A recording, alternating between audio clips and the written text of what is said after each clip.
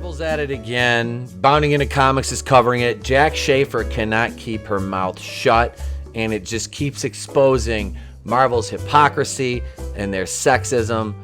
Yeah, that's right, I said sexism. But it's not what you think. Ladies and gentlemen, boys and girls, children of all ages, allow my monkeys to roll that footage. Yeah, that works. I like all right. it a lot. Okay. All right, moving on. Hey, what about Tulip? WandaVision writer Jack Schaeffer reveals Marvel's feminist agenda. This is not something new. This is not something we're just now learning about. We've known Marvel has wanted to turn the MCU into the MCU for a couple years now, ever since that bullshit ham-fisted scene in Endgame where all the female heroes came together on the battlefield like that had never happened before organically. In the year before in Infinity War, it wasn't all of them, but it was enough of them. It was Black Widow, it was Okoye, and it was Scarlet Witch, it was Wanda that came together to battle Proxima Midnight. Now apparently simply having one of the main male Avengers on screen with the female Avenger would make her seem less competent. So we can't have that anymore. We can't have the Doctor Strange 2 movie we were promised because, my God, if Wanda appears on screen with Doctor Strange, he might seem more powerful, more in control of his magic than her. Maybe that's because he's the Sorcerer Supreme and he's the most powerful sorcerer there is. I mean, please, Jack Schaeffer, tell us more. Tell us more, you stupid son of a bitch, Kevin Feige. There's a reason why I have this growing disdain for Marvel. First it started with Star Wars because I've been a fan for 38 years. I am 41. I have been a fan of Star Wars for 38 years. I was a stormtrooper for Halloween. I've still got the same little 3 3/4 inch action figures I've had for 38 years. My original figures I've had since I was a kid because I love that. Now Marvel, on the other hand, I got invested in around the time, the Iron Man came out. As far as the movies went, I've seen the comic book movies that Marvel did before. I mean, some of them I was a fan of, some of them I wasn't. Daredevil the movie and Elektra the movie. Blade I loved. They're right over here somewhere. On the show. Oh, here's Blade. Here's Blade 2. I mean, I DVDs I've had for years. I love these movies. The problem being now that they've been politicized for the sake of social justice and equity of outcome.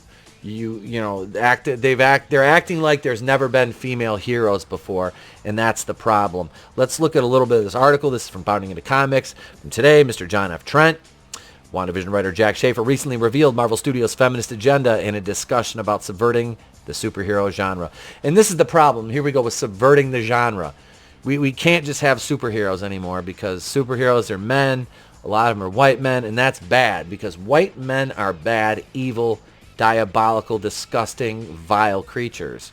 I hope you're picking up on my sarcasm because I'm laying it on pretty fucking thick. This is ridiculous, and that's discriminatory in practice and execution. And they would tell you, no, that's not discriminatory because you can't discriminate against white men because white men own the power, and that gets into critical race theory, and that's why these people are complete morons who know shit and won't listen to an argument, not even an argument, they won't listen to a discussion because they're too up their own ass trying to be virtuous. It doesn't work that way. That's not the way reality is set up. Schaeffer spoke with Variety about Marvel Studios' latest show, providing details about the design of the show, also provided a glimpse at Marvel's feminist agenda. First, she stated, the design of the show from early on was we were going to front load the TV sitcom stuff and the Twilight Zone aspects with this Lynchian vibe. Then we would get to the more cut and dried superhero fare and the blasty and people flying in the air and all the wire work in the middle of the narrative, and we would end on this big bang, she continued. Schaeffer previously claimed she struggled to read comics. This is where I have problems with Jack Schaeffer. I don't care if she's a woman. There's plenty of women involved in comics that respect the lore, know the lore, respect the characters, and know how to... This is just stupidity. She explained, I'm not a very good comic reader. I have a hard time digesting the storylines and I never know which cell to look at, and I don't know. I'm a disappointment perhaps to the fandom in that way. But the imagery is always, of course, very startling and moving and inspiring, and it was Kevin Feige's idea to marry Wanda and Vision to the sitcom world. You don't know how to read comics. Okay. So basically, you know what? Hang on a second. Hang on. I have, let's see, I actually gave this back to one of my friends who let me borrow it. This is the second one. This is what have I been reading? Oh, let me sit down. I'm sore from leg day yesterday. Irredeemable. Jack Schaeffer. I know you're probably not watching, but this is Mark Waid, Peter Krause. I actually liked the first book. It was really good.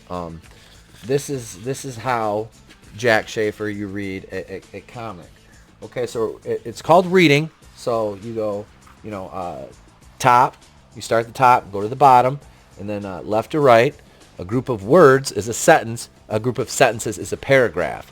Now, normally, you would read those from left to right. Now, manga, which I'm just now learning about, you would read, I guess it's from, like, you read it opposite direction, from right to left and back to front. I don't know. But Jack Schaeffer, a comic book, like, you have your cells, like you're talking about. Okay, so here, it's actually really good artwork, too. You would go left to right, and then left to right. And you see how when you're progressing left to right, you start here, you go here. Then when you're done down here with this very last little picture, you will go over here and you will start with this, and you'll work your way across, and you go down. See, that's how you read, And I mean, this is pretty easy. I mean, there's 4 cells here on this page, and this page is just breaking into the next chapter. So you can see that this is very easy to do, Jack, unless you're a complete brain-dead fucking moron, which I kind of believe you are, you stupid twat. You ruined a fucking show along with Kevin the Cuck Feige. WandaVision, I was so looking forward to that. I love the character of Wanda. I love Scarlet Witch. A lot of that has to do with Elizabeth Olsen. She is talented, she is gorgeous, and she's very endearing, and I like the way she plays the character. So that makes me want to see more of that character. And Vision too. I like Paul Bettany is Vision. I dig the character. And a lot of people are like, well, you haven't read the... Well, you're right. I haven't read all the fucking comics. There's a million fucking Marvel comics out there I haven't read. Absolutely. I read like some Spider-Man comics as a kid and Batman. And then I had a few, just off the wall comics.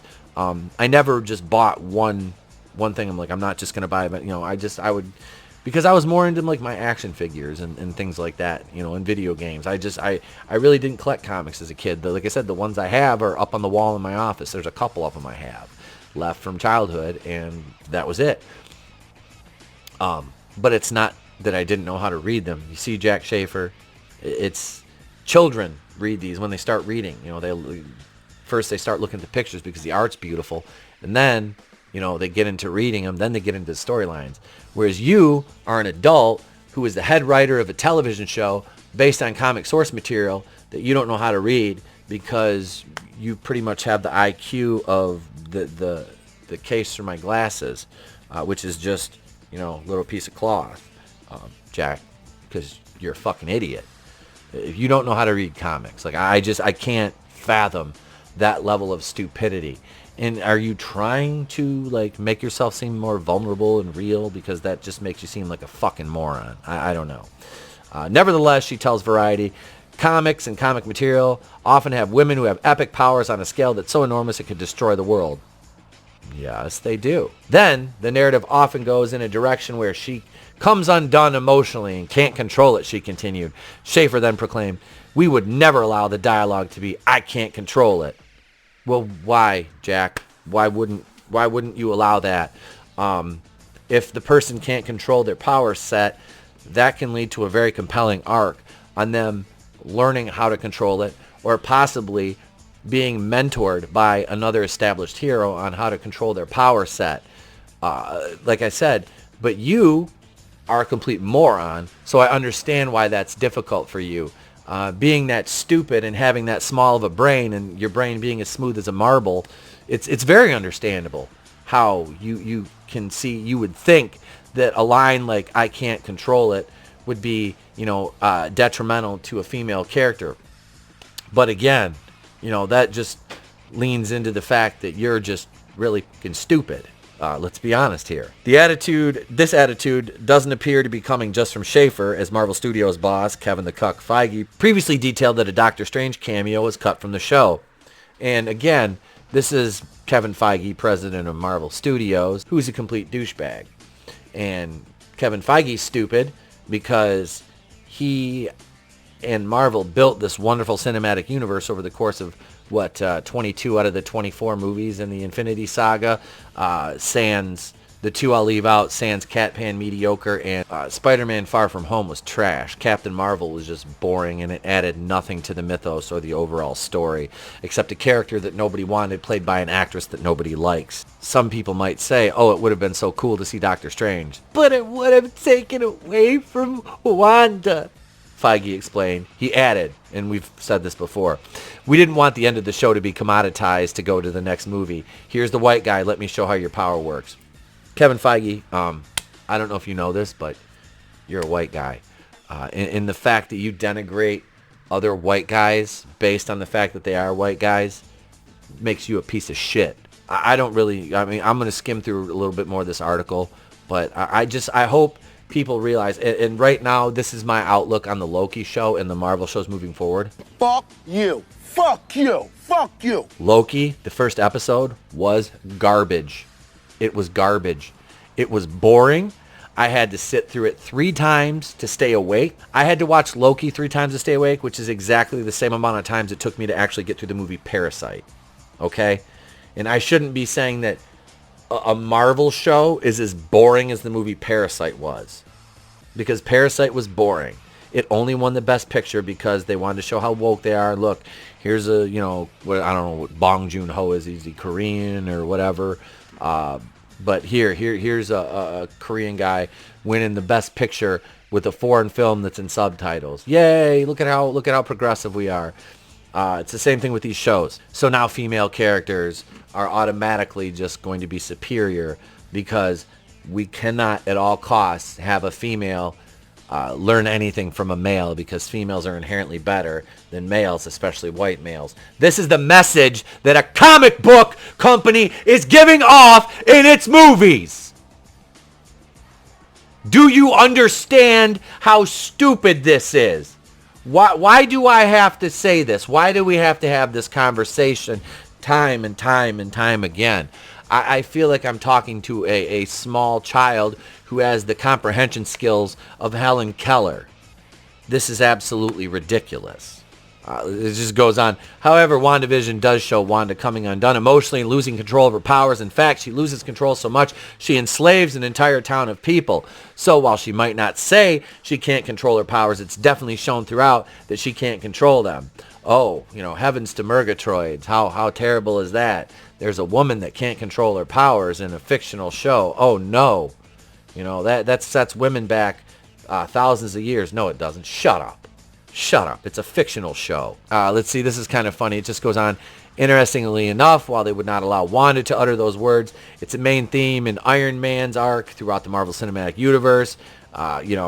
First film's all about Iron Man's weapons falling out of his control. Second movie, Iron Man technology is recreated by Whiplash and exploited by Justin Hammer. Stark's fear of losing control leads him to create Ultron, who tries to wipe out all humanity. So it's a running theme with Tony Stark. Also, they do that to Spider-Man.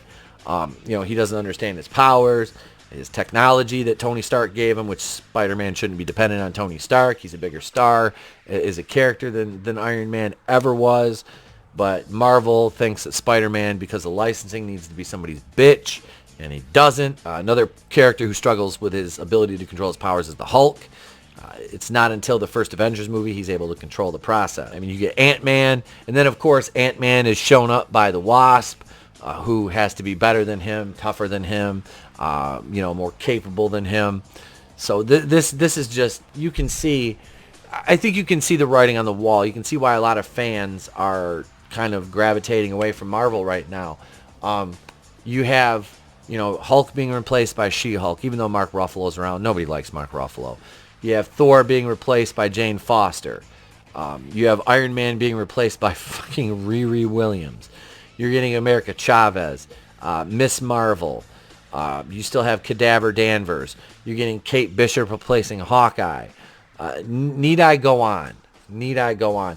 There was even talk of a female sorcerer coming in and, you know, possibly killing Doctor Strange off. Now, whether that's a rumor or not, but I mean, it doesn't seem out of the realm of possibilities with all this garbage. You see what I'm saying? That Marvel's trying to pass off. So, I don't know, guys. I just think the MCU is basically not for me anymore. Loki is trash. I don't care.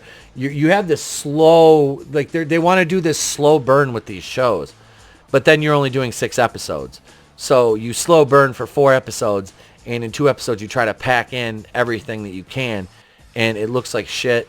It doesn't make sense, and it just comes across as stupid and pretty much lazy by Marvel, and paint by numbers is the way they do their movies. So yeah, I don't know. What do you guys think, though? Are you excited for anything Marvel coming up? I mean, I don't care about the Eternals. I don't care about Black Widow. I don't care about Shang-Chi.